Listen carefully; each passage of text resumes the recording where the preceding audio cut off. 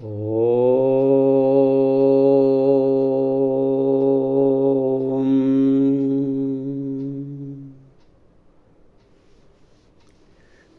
ಇಂದು May 28.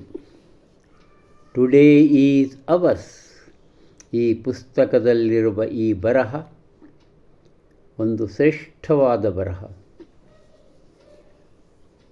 ಆಶ್ಚರ್ಯ ಅನ್ನಿಸ್ತದ, ಇಂತಹ ಶ್ರೇಷ್ಠವಾದ ಬರಹಗಳು ಇಲ್ಲುಂಟು ಅಂತ ಹೇಳಲಿಕ್ಕೆ ಸಂತೋಷನೂ ಅನ್ನಿಸ್ತದೆ.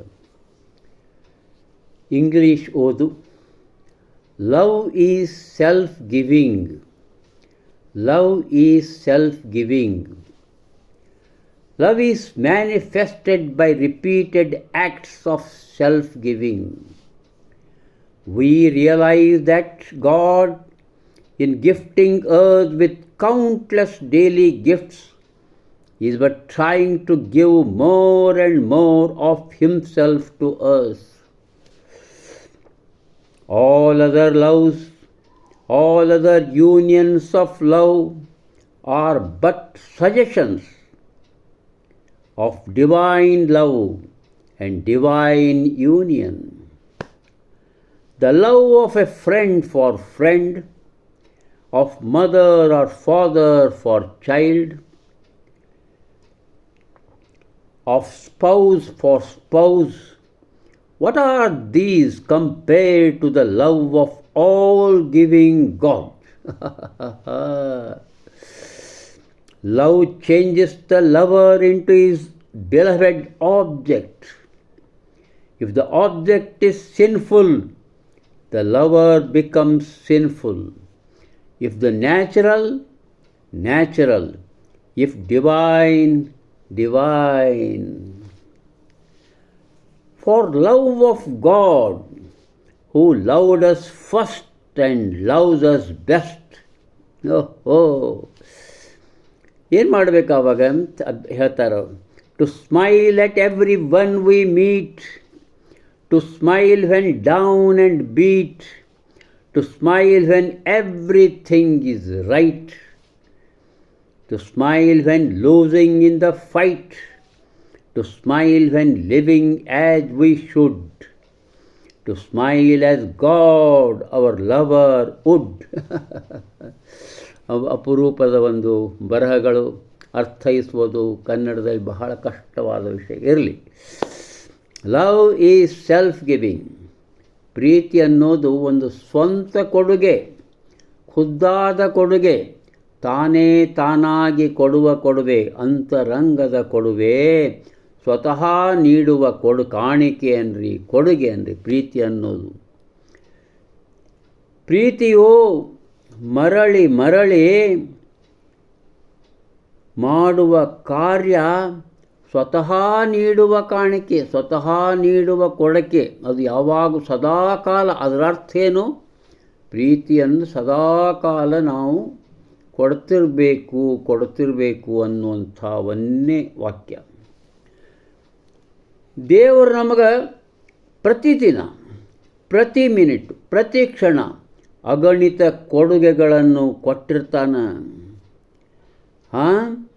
ಎಂಬ ಆ ಅರಿವು ನಮಗದ ಅಲ್ಲ. ಬಹಳಷ್ಟು ತಿಳುವಳಿಕೆಯಿದ್ದ ಮನುಷ್ಯರಿಗೆ ಆ ಅರಿವು ಅದ. ಅವ ಕೊಟ್ಟೇ ಕೊಡ್ತಾನೆ. ಅಗಣಿತ ಕೊಡುಗೆಗಳನ್ನು ಆತ ಕೊಟ್ಟಾನ.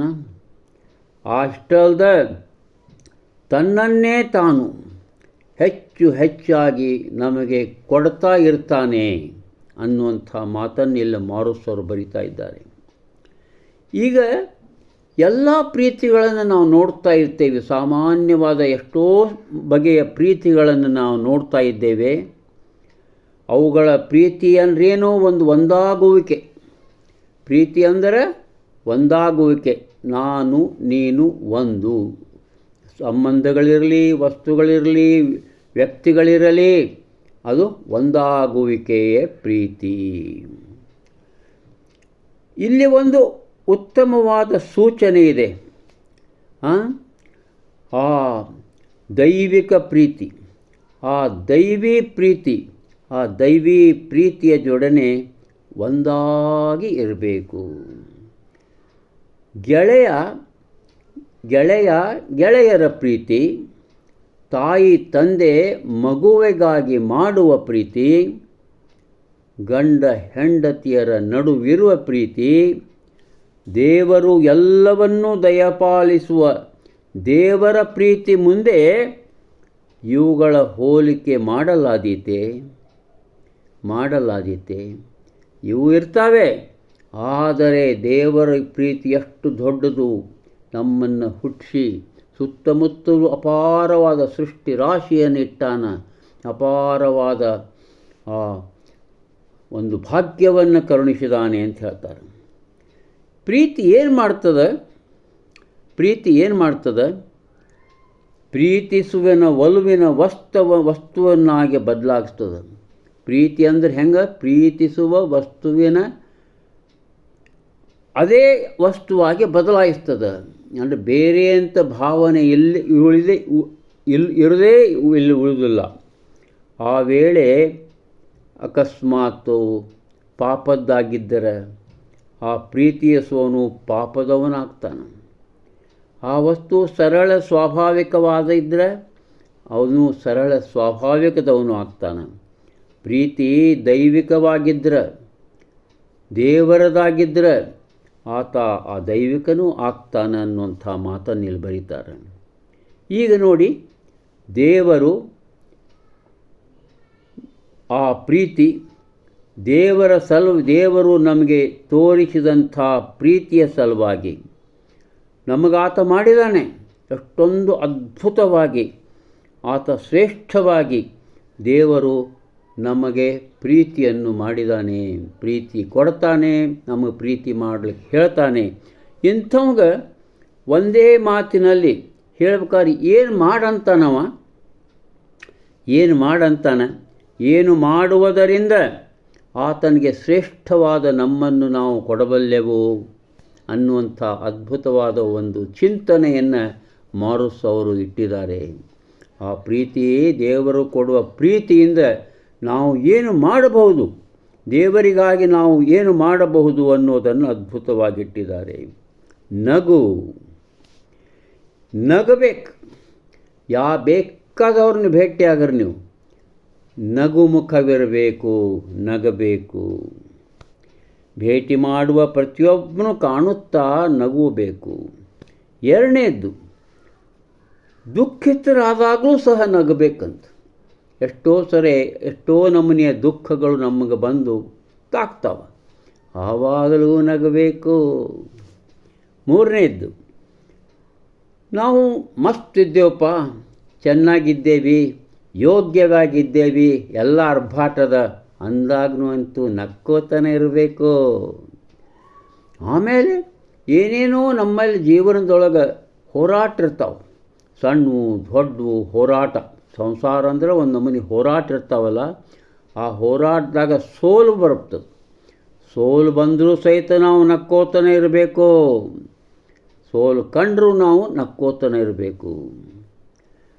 ಆಮೇಲೆ ನಾವು ಹೆಂಗೆ ಇರ್ತೇವೋ ಹಂಗೆ ಯಾವ ರೀತಿ ನಾವು ಜೀವನವನ್ನು ಮಾಡ್ತಾ ಇದ್ದೇವೋ ಅದು ಯಾವಾಗಲೂ ನಗುತ್ತಲೇ ಇರಬೇಕಂತ ಜೀವನ ಆಗಬೇಕು, ನಗುತ್ತಲೇ ಇರುವಂಥ ಜೀವನ ಆಗಬೇಕು. ಯಾವ ರೀತಿ ದೇವರು ನಮ್ಮ ಪ್ರೀತಿಯವನಾಗಿದ್ದಾನೆ, ನಮಗಾಗಿ ಎಷ್ಟೊಂದು ಅಪಾರವಾದ ಪ್ರೀತಿಯನ್ನು ಕೊಡ್ತಾ ಎಷ್ಟೊಂದು ಅಗಣಿತ ವಸ್ತುಗಳನ್ನು ನಮಗಾಗಿ ಇರಿಸಿದ್ದಾನೋ, ಆತ ಅದು ಮಾಡಿದ್ದೆಲ್ಲ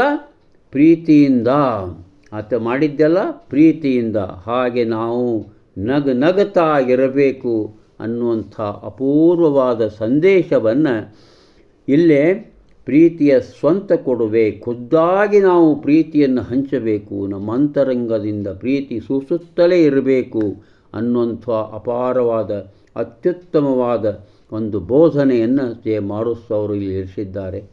ಎಲ್ಲರಿಗೂ ನಮಸ್ಕಾರ.